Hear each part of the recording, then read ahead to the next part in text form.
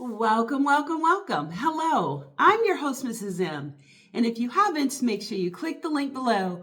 That way you can subscribe to my channel and not miss out on anything that you need to scale your business to six figures and beyond.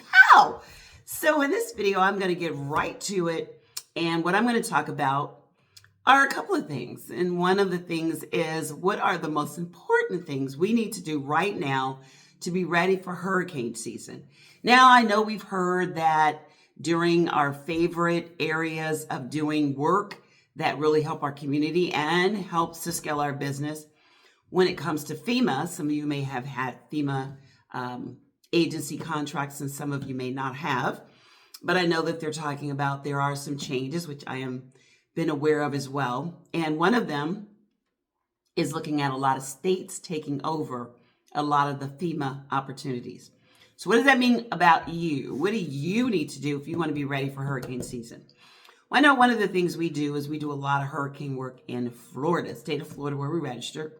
And we start with our area of Orange County. So step number one, the first thing you want to do is make sure that you decide if you want to go after contracts, if there's still going to be FEMA opportunities, which there probably will be, but they may be on a larger scale, a little bit out of a lot of the small businesses league.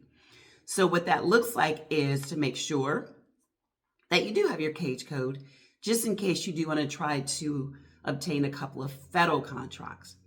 But we're going to talk about some state opportunities and specifically what areas you really want to focus on before everyone else. So I always hear people like, Miss M, I missed out. Of course you missed out. If you start trying to do it around October, November, towards the end of the hurricane season, you're going to miss out.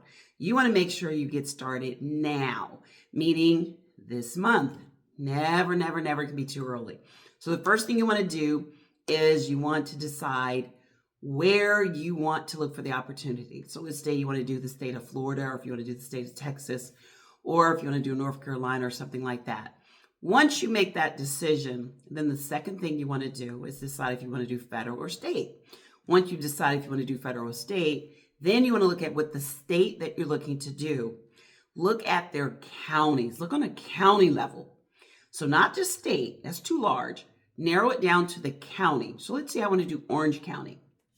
And there's a lot of opportunities in Orange County in their portal for procurement opportunities, but I'm specifically interested in the upcoming disaster recovery area. So then the next thing I'm going to do is I'm going to reach out to either the county commission and ask them, one, if they have any pooled contracts, that's Pooled, pooled contracts that may be some opportunities for doing disaster recovery. Or I am going to see if I can register with that county. And then I'm going to look at some of the previous work that was done. That means any outstanding or awarded contracts that have been in the past. I'm going to do research for like Orange County, that's the county I am, and I'm going to do research and I'm going to look to see what previous county contracts were awarded, when were they awarded, and who were they awarded to. All this is information you can pretty easily find. Now I'm going to look for pooled contracts by calling to a couple of places. I can call, revenue. I can call the city commissioner, and I can ask them, do they have any pooled contracts? Almost every county has pooled contracts. That way I may do a pooled contract when it comes to a disaster recovery. Or I may want to look at doing some procurement opportunities that have already expired, that have already been awarded. I can look at all that information. All of it is easily located if you do a little bit of research. Now, once I have that information, I'm going to then look and choose a couple of counties that I really want to focus on.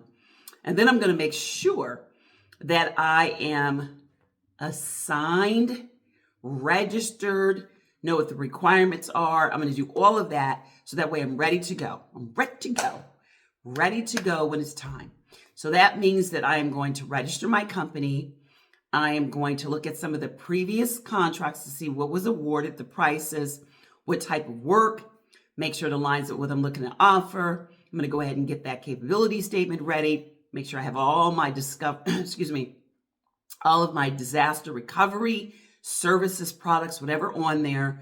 And then I am going to make sure that I probably meet with someone, try to team up with someone, because if you're looking at doing a county, you of course have to be registered there. But if I'm looking at doing the middleman, I may not be able to get to that location as often as I like. So if I find someone via, like, we have a Facebook group where people team up all the time. If I find someone that I can do some teaming with, maybe I have the resources and they may have the, I may have the resource, they have the connections. But when you team up together, you really, really, really can get so much done. I always wonder how people are able to quadruple what they do. Like, they can do it so quickly.